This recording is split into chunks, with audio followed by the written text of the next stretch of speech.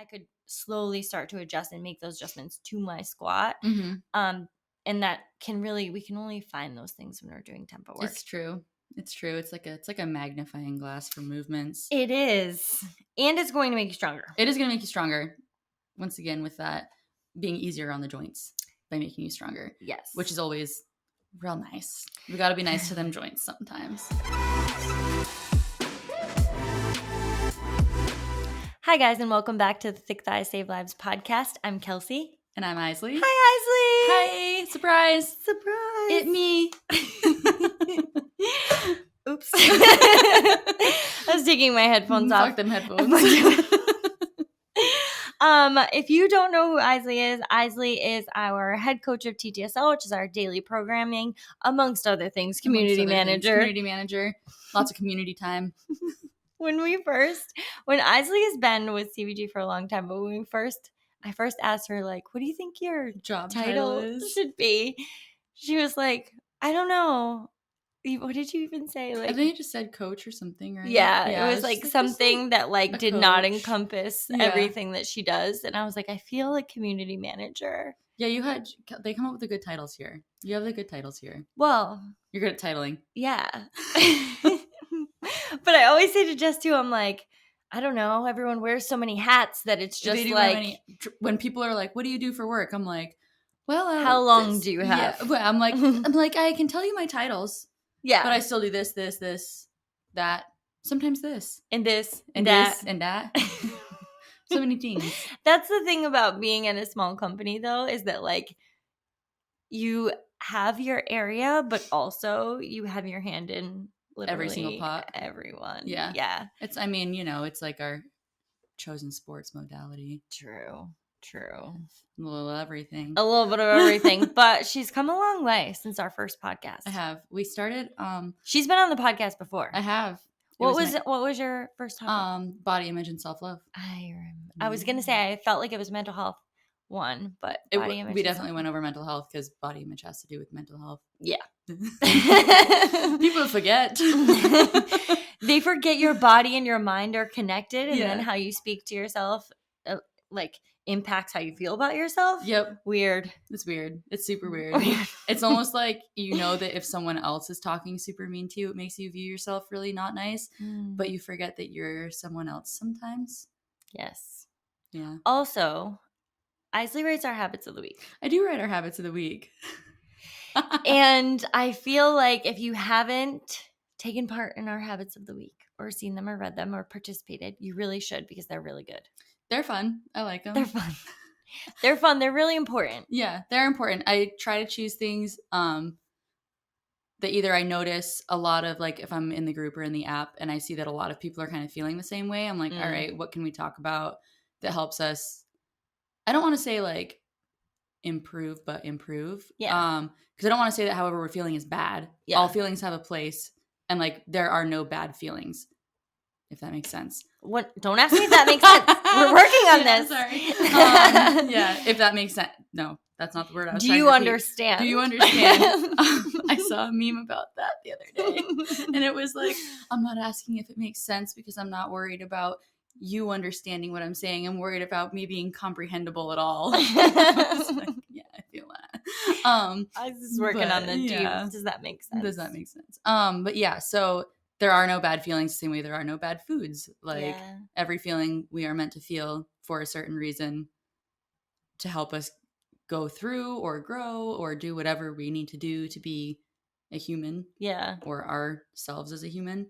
Feelings are there to teach us, and a lot of the time they get criminalized if they're like feelings that we consider to be less than savory.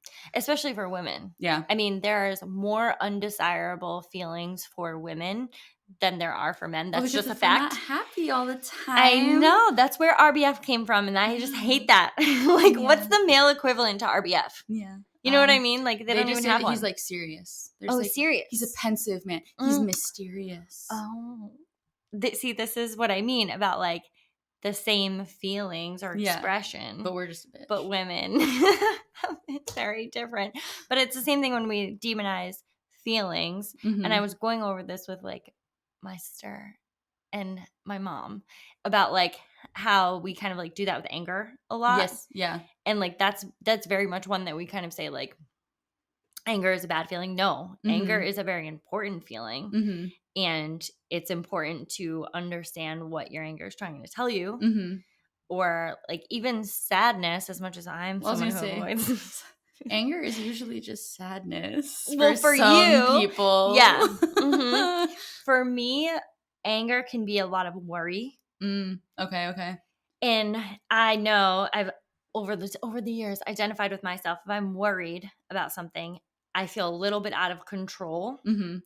Like of the and you totally experience. love not feeling in control of something. And that makes me angry. Yeah. And it's usually when I'm worried about another person. I'm unable to control the outcome for them. And I like love them so much. I'm worried about them. I'm unable to control their outcome. So now I'm mad at them. You don't say. Because that makes sense, right? Inappropriate. It's but okay. It's okay. We're all working it's who through you it. are. And the anger comes from a good place. Yeah. That's and there's nothing wrong with anger. But that first episode, so that was what our first episode was about. It was recorded in my bedroom. Yes. She didn't even have you didn't even have your bed set up yet. Like we were on a mattress on the ground with a speaker attached to like a foldable table just so that it didn't tip over. I didn't have furniture yet. You didn't have any furniture? No. If you look through the window, you would definitely wonder what we were doing. Started from the bottom. Now we have a podcast room, but I just want to say, like, we've had the podcast for like, I don't know, 2 years maybe. You had it longer for 2 years because I've been like official here for almost 2 years now.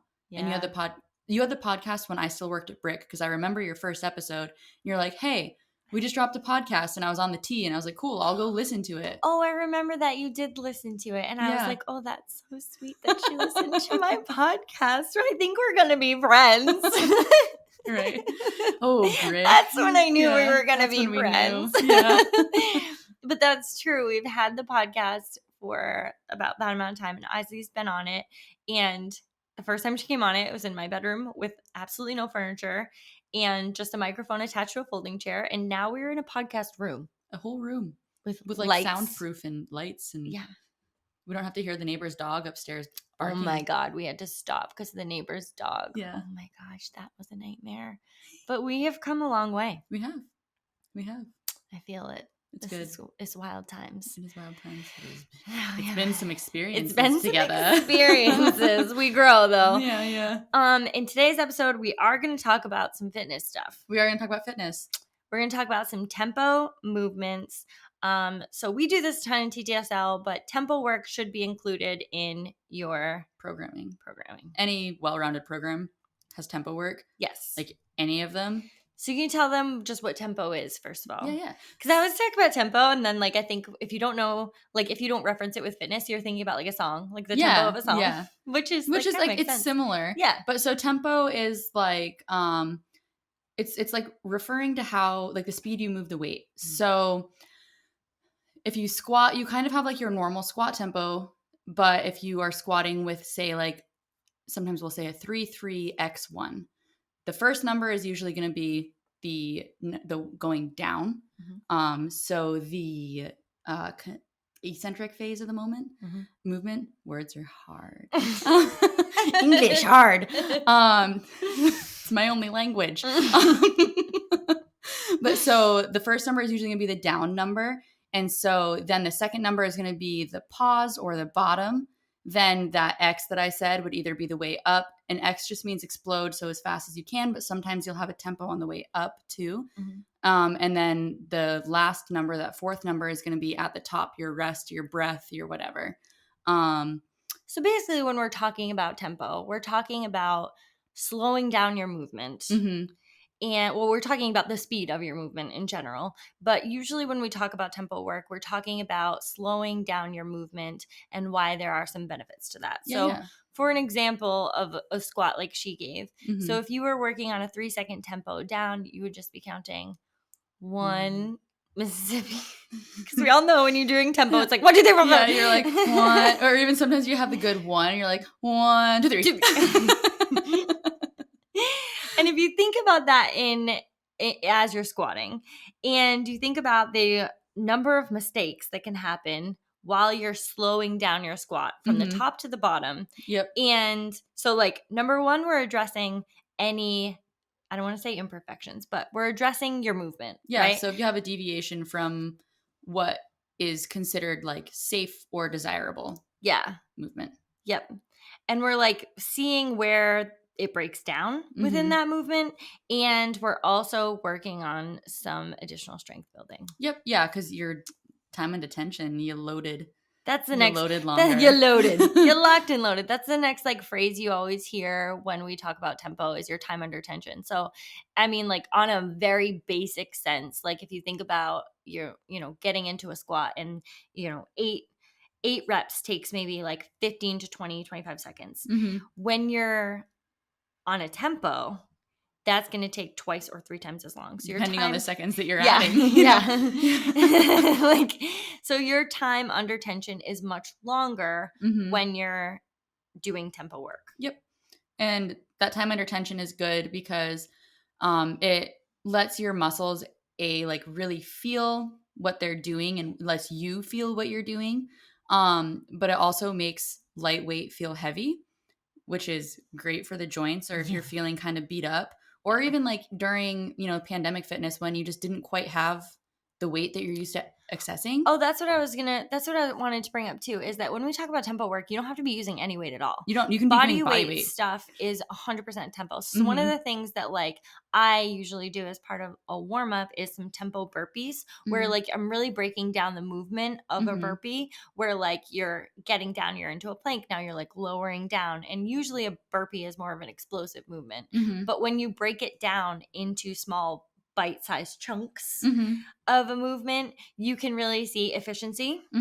So like, for example, your efficiency, people don't think about like being efficient with your burpees, but like it's a skill.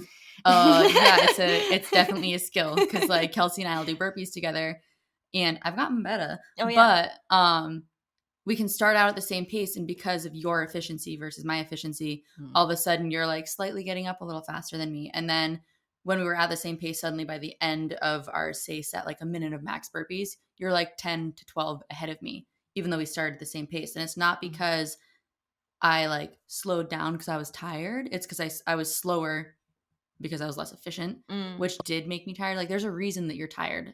Sometimes it's because you're tired and sometimes it's because you're being inefficient.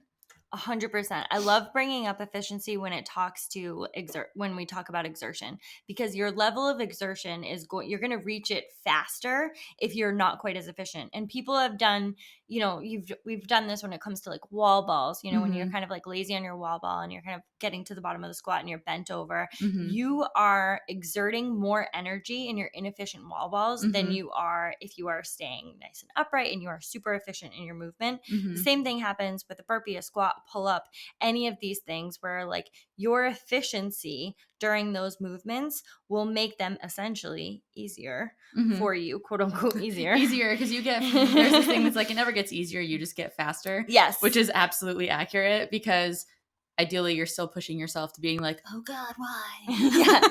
Yes.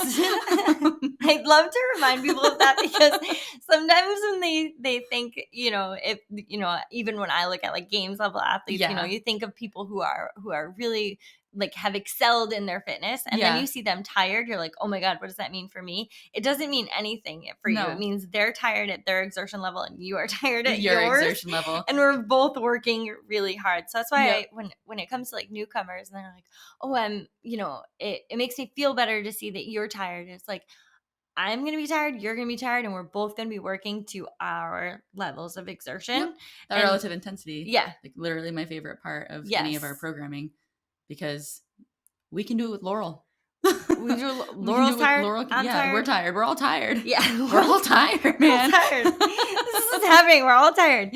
And when it comes to, working on getting efficient in all of your movements, we can do that with, under a load. You can do it with body weight. I really like to talk about it when it comes to, breaking down your movement and where your movement breaks down. For example, like in a pull-up, if you're doing tempo work and you're lowering down and you get to that like 2 to 3 inches before your arms are fully extended, that's the weakest part of your movement and your weakest part of your pull. Or maybe you're the opposite, right? You're pulling, it's right at the top. You're pulling up. Yeah, you have that last like inch, 2 inches to get your chin over, and that's the weakest part of your pull. We can work to strengthen that piece of your movement regardless of where it is, but now we know where the hole is. Yeah. Because you try to go to a tempo and you realize where you are not hanging on to that tempo any longer. And it at the bottom, like handstand push-ups is the first one that always comes to mind for me. Tempo handstand push-ups are so hard. Yes, because as soon as I get upside down and I get to that last little, on that whoop, and I know that's the weakest where we're part. Like, don't do this, guys, but we're like, and a little bouncy off the bottom. It's bad for your neck. It's really bad. And a little bouncy. A little bouncy out of the bottom there. But when that's the weakest part, then you go to like pike handstand push-ups and you go to like off a box and you can really work box that. Are so hard. Yeah. Because sometimes I'll do them. Because you have to get that full you're moving through it slowly. Because like there's sometimes with like a handstand push-up, you can get away with being like, for lack of a better word, sloppy. And it's like, okay. I mean, that is how you jack yourself up with those real quick. But if you try to do that off of a box, you're going to axe yourself. It's not going to happen. It's not going to happen. You have to effectively build that strength. But it's a great way to figure out where those holes are. Like, like she's talking about, like when you get a little bit sloppier in your movement, tempo doesn't allow for that. Nope. Tempo allows for zero sloppiness. Yeah. And if you are being sloppy, like if once again, the squat, if you're being sloppy, it's almost like you come to a tempo and then a lot of people will bounce out. Yes. I don't know anyone that does that sometimes. But it's like, that's where you're weak. Yes. Like, is that either that lower part, like where you're below parallel, or where you're trying to stand back up out of the bottom of a squat. And when you do the tempo, it forces you to make sure that you are staying tight in the bottom, recruiting everything you can out of the bottom, and then actually using your muscle to stand up out of that squat instead of using like stretch reflex, basically, to get up. And it gives you a really good idea of looking at that bottom position. Because like if you're constantly bouncing out of at the bottom of a squat, we don't really get to see what it looks like when you're in that bottom position and some adjustments that can be made. I know I do that a lot because, well, I used to do that a lot more, where like I didn't notice, like I had this like pretty major like hip shift, and it really happened in the bottom of my squat, the last like 2 inches, where I would just like scoot out real quick, but looking at my bottom position and getting more comfortable there, and then being able to pause there and lower right into that, like I could slowly start to adjust and make those adjustments to my squat. And that we can only find those things when we're doing tempo work. It's true. It's like a magnifying glass for movements. It is. And it's going to make you stronger. It is going to make you stronger. Once again, with that being easier on the joints by making you stronger. Yes. Which is always real nice. We got to be nice to them joints sometimes. Well, so what I want to remind you guys, though, if you don't have tempo work in your current programming, you should have it. But as the caveat to that is that you shouldn't just be doing tempo work. You need, it's just like anything. Like you need it here and there, the same way that we don't go heavy every single day. Sometimes we do like heavy 3 to 1 reps. Sometimes we do lighter 10 to 15. I mean, we had a max rep front squat just last week in our programming, and some of the girls and Joe were hitting like 30 reps. Oh my God. So many. 30 reps. That's so many reps. Yeah. But like, we're not going to do that every day. No. It's all got a time and place, and the same way that like. And that's a different stimulus. That's a lighter weight, higher reps. And that's a different stimulus from what they have been doing is some tempo work or some, lower reps, higher weight. Definitely a different stimulus. And, the idea sometimes when you're doing a lighter weight and sometimes more reps, our CNS needs a break. Yes. Yes. Yes, it does. Yes, it does. And if you're not sure what CNS is, it's central nervous system. Mm-hmm. And so it's kind of how like your body regulates itself. So if you've ever like had a really heavy day and you wake up the next day and you're like, I feel like I've been hit by a bus, and like, why do I feel like I have like low key the flu? It's your CNS being like, bruh, that was a lot. Yeah. And I feel like sometimes we, especially when we're doing a lot of strength work or something tempo, we don't realize the taxing that it is on our body or on our CNS. Mm-hmm. And I know for me personally, I'm one of those people, like I'm more of a, if you had to put me in a bubble, I would be on the like cardio bunny side, where like I'm like, oh, I'm working really hard if I am doing conditioning, right? Like that's where I like kind of like feel like, oh, I'm working really hard. In reality, when I have a heavy day where I'm doing like some tempo work or I'm doing some like heavy deadlifts or whatever, that is much more taxing on my CNS. Yes. And like I'll wake up the next day and be like, oh, I barely did anything yesterday. Why am I so wrecked? Yeah. And that's why. That's why, because your CNS, I mean, it's good to work your CNS like that. Like a heartier CNS just responds to stress better. When you're sick, you recover better because that CNS is used to being under stress. So like it's not a bad thing to tax your CNS either. No, you know? It's all about balance. So it is about balance. What I wanted to bring up with that is like when it comes to developing power, we need strength plus speed. Strength times speed. You need both. Yeah. You need both. So when we're working some tempo stuff, we're really working on, you know, that strength building. We're working on, you know, building some muscle mass. And then when we're taking that mixed with some speed movement, when we're working on, you know, bouncing out of your squat, moving fairly quickly through some like pull-ups or push-ups or burpees. When we're doing both of those things together, that's when we are getting that explosive power. Yep. Marry them. Marry them. But that's what, when, you know, we have talked about having well-rounded programming or finding well-rounded programming if you haven't done TTSL or if you're not doing TTSL, but making sure that we're encompassing all of those things because that is going to help develop a well-rounded human. Yep. But I think sometimes when we talk about things like tempo work or we start to talk about things like, you know, metabolic conditioning, if you don't have someone programming that for you, you kind of go on one way or the other. You do. Well, you'll usually gravitate towards something that you like. Like if Kelsey was in charge of programming all the time, we would just be doing like Metcon after Metcon. We would be doing so many Metcons. So much on the other end, if I was in charge of programming all the time, it'd be like we clean heavy every day. Every day. That would be. Every day is heavy clean day. That's and some pull-ups. So true. That is literally so true. But I think that every person is like every that, person right? would have their thing that they would end up liking. Yeah. There are like very few people that can effectively program for themselves. No, yeah. But like it's so top 1% of people that can do that and like and like really like pull themselves away from how they're feeling and what they know is good for them. It's pretty. And also with like having a programmer, I always say it's the same thing as like going to a doctor. Yeah. Like you're not going to like self-diagnose the hell out of yourself. You're not like, that's not. And you don't know you don't know enough. Yeah. So why wouldn't you go to someone that knows how to program because they know their shit? Yeah. And yeah, for sure. It's just a doctor for your fitness. Well, and it takes the thinking out of it because I think even just for, you know, we know when you go, like if you go into like Globo gyms and stuff, you know, you have those machines that you like go in and you like hit.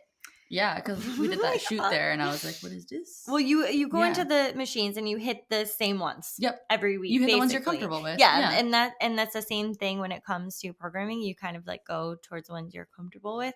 But the idea is when you're to just, as you're listening, you know, to look for tempo in your programming and to look for some speed work in your programming and to, when you're working on some of your tempo, that you're building awareness in your movement positions. Yes. That's huge. As you're working through the tempo, you are thinking about you're counting. Yeah, you're counting. Sometimes it's helpful to have a friend. It's helpful to have a friend because my tempo moves real quick. Your tempo is quick, but also like when you have like 5 reps and then 3 seconds for each rep, and then like a 3-second pause. You're like 1, 2, 3. It just starts being those like math equations. Like yeah, it's that GIF. Yeah, and it's like just with numbers flying everywhere. Around, and you're like, or the butterfly in the sky that we did. That one's good for that too. Yeah. Those just start flying around. But if you are working on your tempo and you are looking at your movement throughout your tempo, that's really what we want you to be thinking about.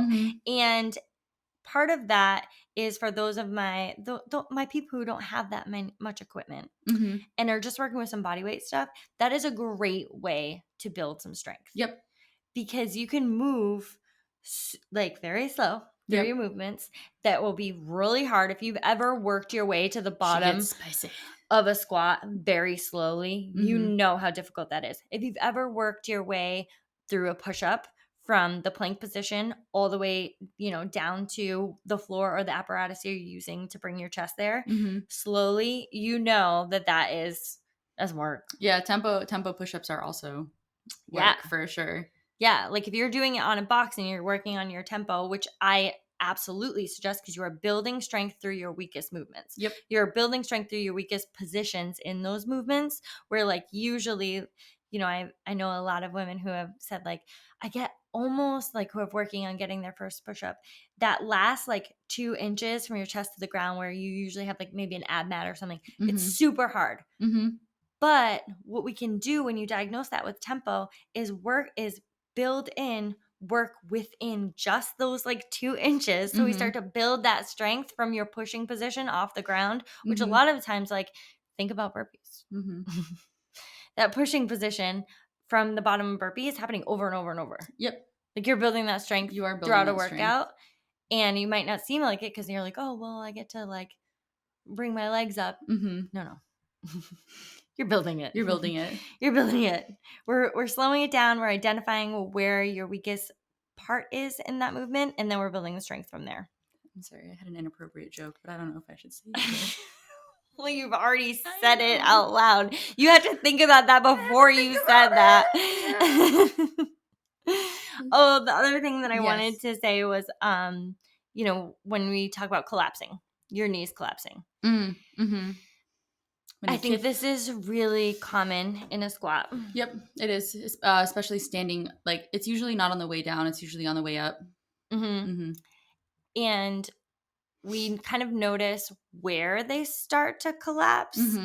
Well, I want to clarify that for a minute though, because when she's meaning collapsing on the way up, that doesn't mean there shouldn't be any deviation. No, with there's going to be some coming deviation forward. For sure. And I think a lot of people have, especially on the internet, who see anyone's knees come up and like when they're kind of like shooting forward a little bit while they're pushing up, being like, no, your knees can't come in. That's not the same thing. No, it's different. So relax. Yeah. No, it's different. There's a little bit of deviation is good because it's actually you creating like maximum torsion.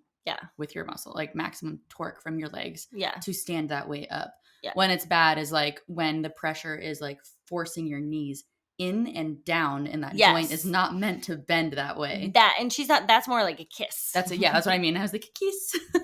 Your knees are coming to kiss, not so much. Or when you're going to the bottom and like the inside of your arches are collapsing. That's usually a telltale sign too. Like if someone's arch is super strong and their knees are kind of doing like, it's almost like a wave. They're like, hello, goodbye. It's not a big deal. But when it's like, they're like in and hello, goodbye. Hello, goodbye. But when it's like in and you can like see that like the pressure is definitely down versus like out. Because even when they're coming in, you can see when the force is going out versus when it's just literally going in. And I'm sorry to everyone that's listening versus watching. Well, I'm using my hands a lot. Yeah. Well, she's talking about when your arches are caving in and then you're kind of like using the rest of your muscle to push them back out, or if they're just collapsing in. And that's what I like to look at when you break down a tempo when something like that is happening is when are they collapsing? Because sometimes it's just in the very bottom of a squat. And for some people, we might need to bring your squat up a little bit. We might need to bring your bottom position up because like your mobility is allowing you to go further than you actually should be going, where you're maintaining tension. So where you're maintaining tension, especially under a load, should be in a space where you can with your muscles maintain that amount of tension. And if your mobility allows you to go beyond that and you can't maintain that tension, we have to kind of bring your squat up a little bit. Yeah, like so target or like a wall ball or just a little something to kind of like tap your booty on, like right at like that point where it starts to break down, so that we're not shying away from that spot, because we want to build work there obviously, but we also don't want to go completely through it. So if you go to that, like you can eventually work your way down, down, down until you are going through it again. Yeah, but we don't know where that place is unless we slow it down and see it. Unless we slow it down and see it. Otherwise, it's just like moving too fast. Well, there's a place for that too. Yeah. Speed, there's a place for you. There's always speed. There's always a need for speed. There's always a need for speed. But yeah, slowing it down helps you see where you're failing some reps. Yeah. Like, are you failing at the bottom of a squat, or are you failing when you're just above parallel and like not quite able to stand it up, Kelsey? And yeah, you do that a little bit. Usually mine's the bottom, I think. Yeah, but we figure that out, right? Like, and we can work on those positions where like we can do some bottom up squats that are coming from like just above parallel and then working through your weakest movement, weakest spot. So hopefully you learned some shit about tempo today. Some shit about tempo. And that it's incorporated into your programming, as well as speed work. Don't forget that. We need it all. You need it all. It's like a nice little soup. You know? It's a nice little soup of fitness. It's a kitchen sink soup. Yeah, it's a kitchen sink soup. Because you want to be able to do everything. Yeah, you want to, a well-rounded human. We work on our tempo to get our efficient movement so that when it's efficient, we move quickly. Yes. Yeah. The slow is smooth and smooth is fast. Oh, love that. Yeah. Yeah. I live by that shit. Love that. Yeah. I try to say it before we work out. Oh, God. Well, you have to remind yourself sometimes because you're just like, when you start, you're like, yeah. And then you're like, slow it down. All right, guys. We love you so much. I will talk to you next week. Thank you, Isley. Thanks.